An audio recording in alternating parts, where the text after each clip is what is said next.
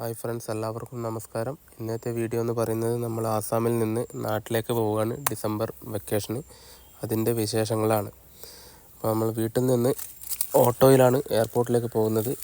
ഡിബ്രുഗഡ് എയർപോർട്ടിൽ നിന്ന് നമ്മൾ ബാംഗ്ലൂരിലേക്കാണ് പോകുന്നത്. ബാംഗ്ലൂരിൽ നിന്ന് ബസ്സിന് നാട്ടിലേക്ക് പോകുന്നതായിരിക്കും. ഇപ്പോൾ നമ്മൾ ഡിബ്രുഗഡ് എയർപോർട്ടിൽ എത്തിയിട്ടുണ്ട്. 2:20 നമ്മളുടെ ഫ്ലൈറ്റ്. അപ്പോൾ ബാഗൊക്കെ ചെക്ക് ഇൻ ചെയ്ത് വിടുകയാണ്. Tata, bye bye. ഇപ്പം നമുക്ക് അറിയാൻ പറ്റുമെന്ന് വെച്ചാൽ ഫ്ലൈറ്റ് കുറച്ച് ഡിലേ ഉണ്ട്.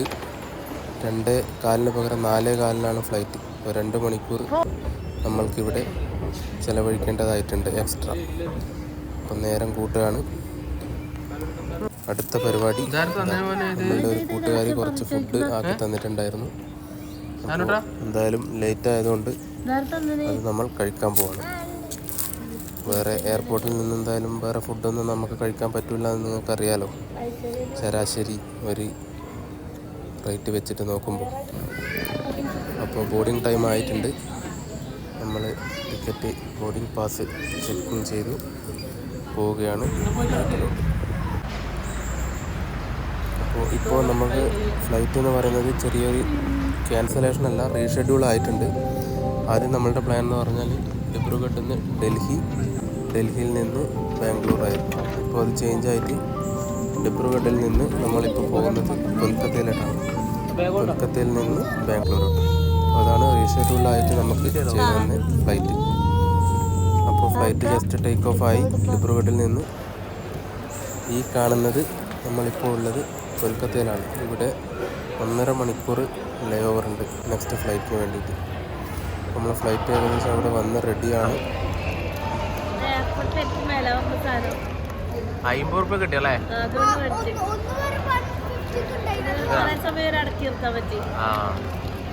നമ്മളെ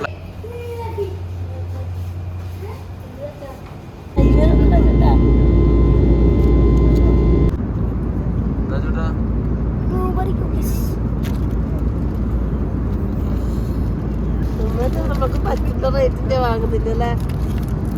വലിയ റേറ്റിന്റെ സാധനങ്ങളുണ്ട്. 200 ഏറ്റവും എന്തായാലും കുറവ്.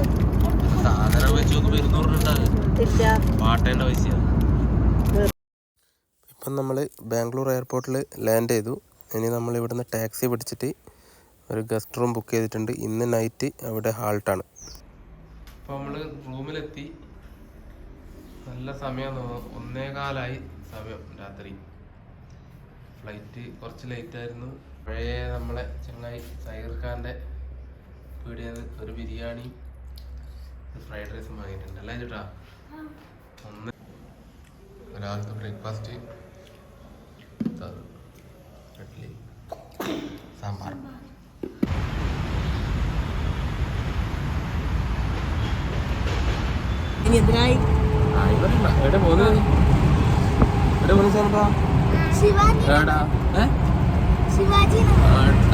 ഓർമ്മയുണ്ടായിരിക്കും, നമ്മള് പണ്ടത്തെ ആയിരുന്നു.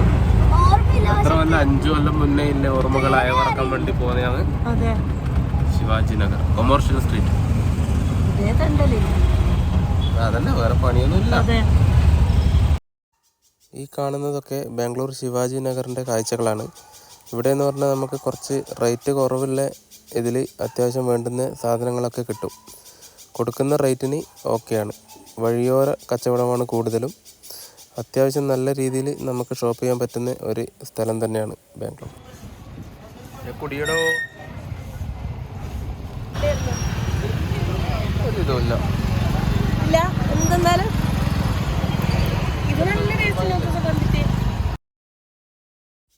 ഇപ്പം നമ്മൾ ചെറിയ രീതിയിലുള്ള കറക്കമൊക്കെ കഴിഞ്ഞ് തിരിച്ചു പോലാന്ന് BMTCയുടെ ബസ്സിലാണ് നമ്മൾ പോകുന്നത്.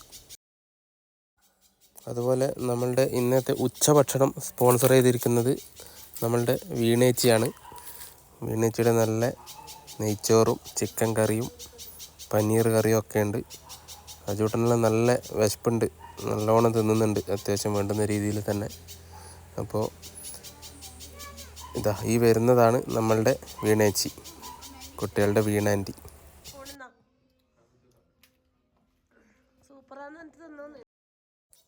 ഇത് നമ്മളുടെ കളാസിപ്പാളയം ബസ് സ്റ്റാൻഡാണ്. ഇവിടെ നിന്നാണ് നമുക്ക് നാട്ടിലോട്ടുള്ള ബസ്. അശോകയുടെ സ്ലീപ്പർ ബസ്സാണ്. ബസ് വരണത്രേ. ഇപ്പോൾ ബസ് ഇതാ വന്നതാണ്. ഇതാണ് ബസ്സിൻ്റെ ഉൾവശം. പിന്നെ രാത്രി കഴിക്കാൻ വേണ്ടിയിട്ട് ചെറിയ രീതിയിൽ ലൈറ്റായിട്ട് ഒരു ദോശ വാങ്ങി കഴിച്ചു. അപ്പോൾ ഇതാ ബസ് കയറിയതും സ്ലീപ്പർ ബസ്സായതുകൊണ്ട് എല്ലാവരും പെട്ടെന്ന് തന്നെ ഉറങ്ങി. പിന്നെ നല്ല സുഖകരമായ യാത്രയായിരുന്നു.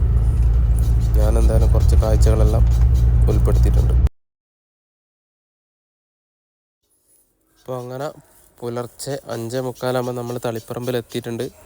അജൂട്ടിനെല്ലാം ഉറക്കി എണീച്ചു. ഒരാൾ നേരത്തെ ഉറങ്ങി എണീച്ച് ചെറിയൊരു വാശിയിലുണ്ട്, അത്ര ഇങ്ങനെ കളിക്കുന്നുണ്ട് ഇവിടുന്ന്.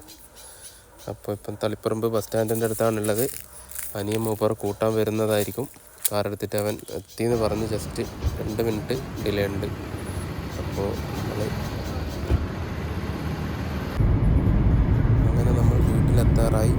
അടുത്ത ഒരു വീഡിയോയുമായി വരുന്നത് വരെ എല്ലാവർക്കും നമസ്കാരം.